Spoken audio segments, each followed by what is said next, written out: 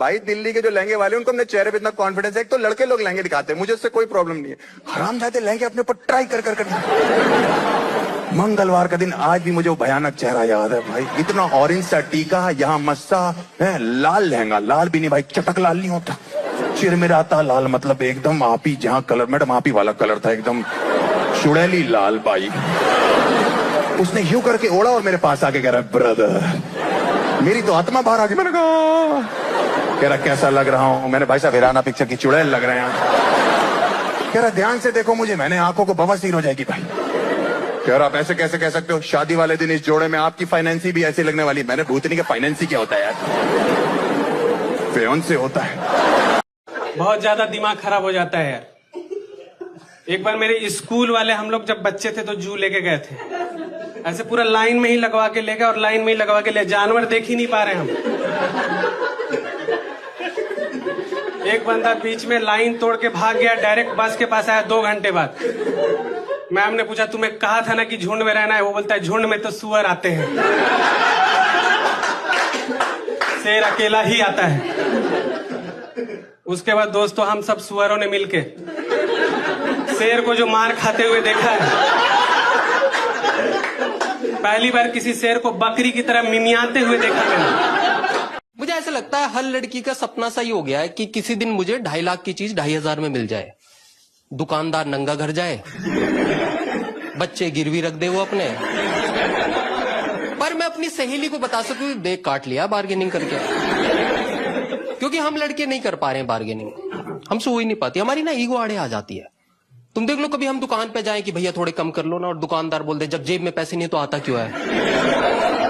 तो हमारा credit card के साथ मेट्रो का कार्ड भी निकलता है कि साले दुकान खरीद लूंगा, 1500 है इसमें, 1500 में दुकान खरीद लेगा तू। मेरी गर्लफ्रेंड है, 25 लाख का पैकेज है उसका, लेकिन सरोजनी नगर में ही जाके मरती है और मुझे और ले जाएगी जबरदस्ती। तो मैं एक दिन इसके साथ गया, मैंने देखा इसे देख के एक आदमी ठेला लेके भाग रहा है, कह रहा है आ गई आ गई आ गई। बाकी के लोग रोक रहे, भैया रुक जाओ, कह रहे ना ना आज अंडे खा के सो जाऊंगा। पर इससे डील नहीं करूंगा भाई मैं तो सरोजनी वालों से सांठ गांठ कर लूं ना तो मुझे नौकरी करने की जरूरत ही नहीं है। बस उन्हें बताना है कि आज आ रही है ये, कमीशन पहुंचा देना भाई मेरे घर पे। कुछ मुझे सिखाती रहती है तुम भी बार्गेनिंग किया करो, आनी चाहिए ये सब चीजें। मैं जो मैं करता हूं मुझे ये नहीं पता करनी कहाँ होती है। तो मैं एक दिन मेट्रो स्टेशन पे बहुत पिटा, मेट्रो की स्टाफ ने पेला मुझे, कहता साले कश्मीरी गेट के 15 ही देगा तू।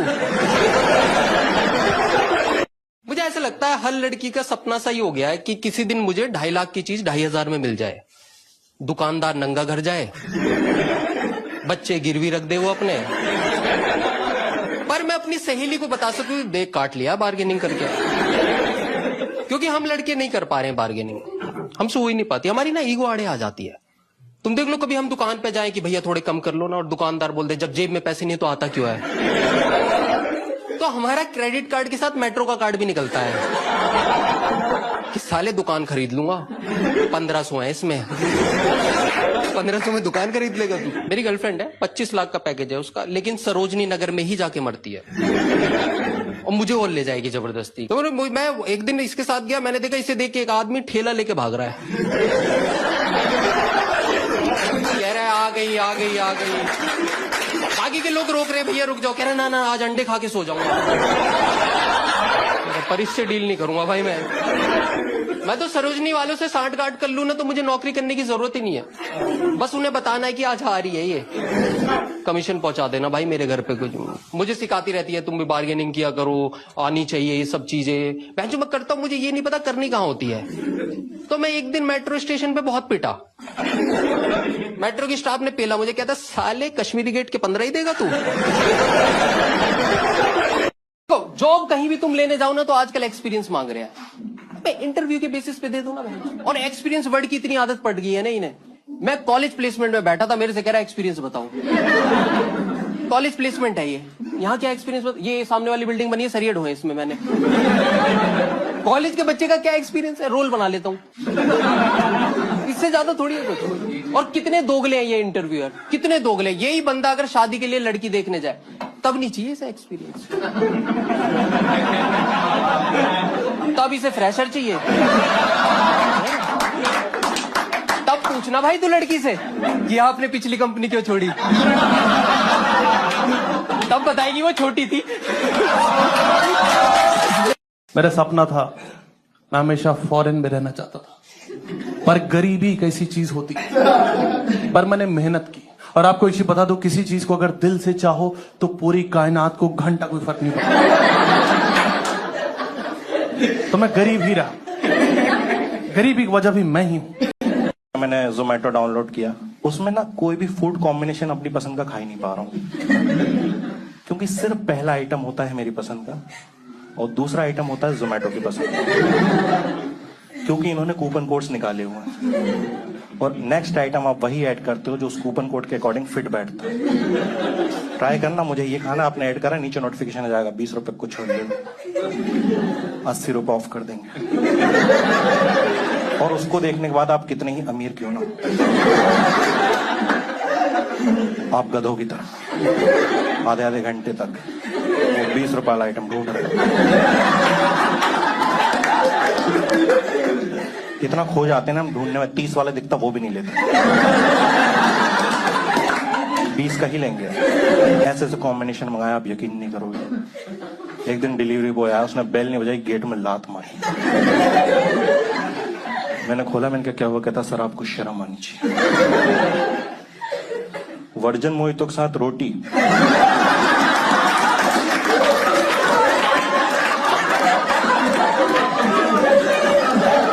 यहाँ के तो नहीं लग रहा। इस एरिया में 2 साल से सर्विस कर रहा हूँ, इतना नरभक्षी आज तक। मैंने कहा जा भाई, क्या सुना रहा है मेरे को? कह रहा नहीं, जो मंगाया खा के भी दिखाओ। अगर आपको लग रहा है ना दुनिया में इस वक्त सबसे बड़ा नशा दारू का है, सुट्टे का है, चरस का है, गांजे का है, और भी कोई नशा है, तो ये सारे ना बहुत छोटे नशे हैं, क्योंकि इनका मार्केट साइज ना बहुत छोटा है। असली नशा जो चल रहा है ना, उसकी कोई बात ही नहीं कर रहा है, चाय का। सच बता रहा हूं यार, इसका नशा सब कर रहे हैं, मम्मी पापा दादा दादी बच्चे सब। और हालत ये हो गई है इस वक्त कि बंदे को एक दिन चाय ना मिले ना हेडेक होने लग जाता है, माइग्रेन होने लग जाएगा, दूसरे दिन चाय ना मिले मुंह से झाग निकलने लग जाते हैं, तीसरे दिन तो हाथ बांधने पड़ते हैं, लोग चिल्लाने लग जाते हैं, we want masala tea, we want masala tea. चाय के शॉट लेने पड़े थे भाई साहब लोगों को। हमारे घर में टाइम देखने के लिए मोबाइल वगैरह कुछ नहीं था। पापा की एक घड़ी थी, वो टिक टिक वाली। मैं कहा इसे 1 घंटा लेट कर दूंगा, सुबह बस छूट जाएगी, सिंपल। तो मैं बढ़िया घर गया और मैंने उसे 1 घंटा पीछे कर दिया। अब मैं बड़े चैन से सोया हूँ कि अगले दिन बस स्टॉप पे जाऊंगा, वहां मुझे कोई बच्चा नहीं दिखेगा। अगले दिन बस स्टॉप पे गया, सारे बच्चे वहीं खड़े थे, कह रहे बस लेट हो गई। मैं कहा पर 5 मिनट हुई होगी ना, 1 घंटा थोड़ी हुई है। कह रहा हाँ 5 मिनट हुई है। उस दिन मैंने सीखा कि बड़ी वाली सुई मिनट की होती है। आकाश चोपड़ा भाई नंबर 1 हिंदी कमेंटेटर बन के बैठा हुआ है। वो सही में 10-11 मैच ही खेला है इंटरनेशनल। मुझे लगता है वो क्रिकेट खेला है इसलिए कि एक दिन कमेंटेटर बन पाए। वो अपना बैटिंग करते हुए भी कमेंट्री करता रहता होगा। चौका मार, ओ हो चोपड़ा कमाएगा रोकड़ा, आउट। अरे अरे अरे आकाश ने किया निराश। हिंदी कमेंटेटर्स का बस यही गेम है, राइमिंग करते रहते हैं, इनको इसी में मजा आता है। Do you guys remember these names? Arun Lal, Maninder Singh, Vivek Razdan, ये सब 90s में कमेंट्री करते हैं। राजदान तो आज भी कर रहा है। ये लोग कभी ना बहस नहीं करते हैं, कमेंट्री बॉक्स में इनका हनीमून चल रहा होता है। आपने सुना है इसको? मन्नी मैं आपकी बात से सहमत हूँ, अरुण जी मैं भी आपकी बात से सहमत हूँ, तो बैठे क्यों हो भाई तुम? ये विवेक राजदान का तो एक वीडियो वायरल हुआ था अभी। इंटरनेशनल मैच था, किसी बैट्समैन ने ऐसा लॉफ्टेड शॉट मारा, जैसे ही शॉट पड़ा Rajdan said this on air, आवाज, ये जो बल्ले से आवाज आई है ना कैच हो गया बाउंड्री पे, वो ठीक नहीं थी। वो जो एक मीठी मधुर आवाज होती है ये वो नहीं थी। मैंने कहा ओए अंकल, ये जो आपने अपनी आवाज मीठी मधुर से चेंज की है ना, और ऐसा कुछ हिंदी वाला प्रॉब्लम नहीं है। हमारे सुनील गावस्कर साहब वो अंग्रेजी में भी कर चुके हैं ये चीज। बैट्समैन ने मारा lofted shot, that is going to be out, छक्का चला गया, आउट ऑफ द ग्राउंड। मैंने मेरे बॉस से पूछा कि आप शादीशुदा लोगों को ही क्यों अपॉइंट करते हो? बॉस ने कहा उसके 2 कारण हैं। पहला, उनको बेइज्जती सहन करने की आदत होती है, और दूसरा, उनको घर जाने की बिल्कुल जल्दी नहीं होती है। मैं खुद झारखंड का हूँ, बहुत साल बाद झारखंड वाली में घुस रहा था, तो झारखंड के कुछ लोग बैठे, वो लोग ऐसे बात कर रहे हैं, हम हिया चल जाएंगे, तुम हुआ चल जाना, तू हुआ चल जाएगा। इतना हिया हुआ हो गया, हमको लगा साला हम भी हिया उतर जाए का। मेरा एक दोस्त बोलता है ये हुआ का होता है, मैंने कहा कोरोना कहाँ से आया था, बोलता है वहां से। आप लोगों ने शोले फिल्म देखी है? शोले है ना, शोले इतनी कल्ट क्यों है पता है?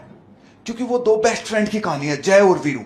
पहला ही सीन में होता है इसमें, जय और वीरू एक ट्रेन में बंधे हुए हैं, पुलिस वालों ने हथकड़ी से बांध रखा है, प्रॉब्लम में दोनों। फिर डाकू हमला कर देते हैं, डबल प्रॉब्लम। फिर वो जैसे तैसे डाकुओं से लड़ते हैं, पुलिस फिर इनको जय वीरू को जेल में डाल देती है, फिर प्रॉब्लम। ये जेल तोड़ के फिर भाग जाते हैं, फिर पुलिस इनको पकड़ लेती है, फिर प्रॉब्लम इनकी लाइफ में। फिर इनको एक टुंडा आदमी ठाकुर अपने गांव में मदद के लिए बुलाता है, ये दोनों खुश हो जाते हैं कि प्रॉब्लम खत्म हो गई। लेकिन वहां साला गब्बर, फिर प्रॉब्लम। बसंती उपटाने की कोशिश कर रहे हैं, वो नहीं पट रही, फिर प्रॉब्लम। इन दोनों की लाइफ में प्रॉब्लम ही खत्म नहीं हो रही मूवी के खत्म होने तक। लास्ट के जब 15 मिनट बचते हैं तो अमिताभ बच्चन मारा जाता है, फिर धर्मेंद्र गब्बर के पास जाता है, उसको मार देता है और बसंती को लेके चला जाता है। तो इस कहानी का मतलब यह है कि जब तक आपका बेस्ट फ्रेंड जिंदा है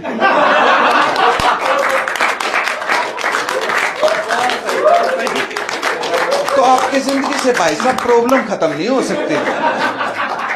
मुझे एक दिन पुलिस ने पकड़ लिया, बोला तुम बिना हेलमेट के कहाँ जा रहे हो? मैंने कहा घर जा रहा हूँ। आपको क्या लग रहा है बिना हेलमेट के मैं दिल्ली निकल जाऊंगा? मेरा घर यहाँ पे है यार, मैं ज्यादा से ज्यादा 1 किलोमीटर उधर जाऊंगा या उधर जाऊंगा। बोलता सुनो फालतू बकवास मत करो, तुम्हारा चालान कटेगा। मैंने कहा सर मेरी मम्मी ने मुझे 26 रुपया देके दूध लेने भेजा था,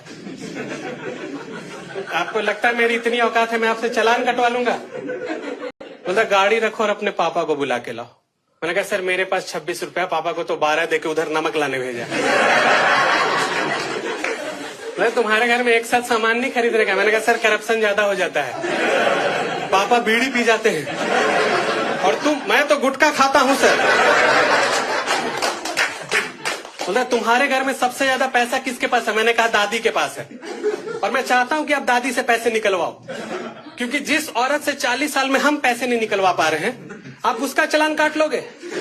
साला जिसका चालान 105 साल से खुद यमराज नहीं काट पा रहा है,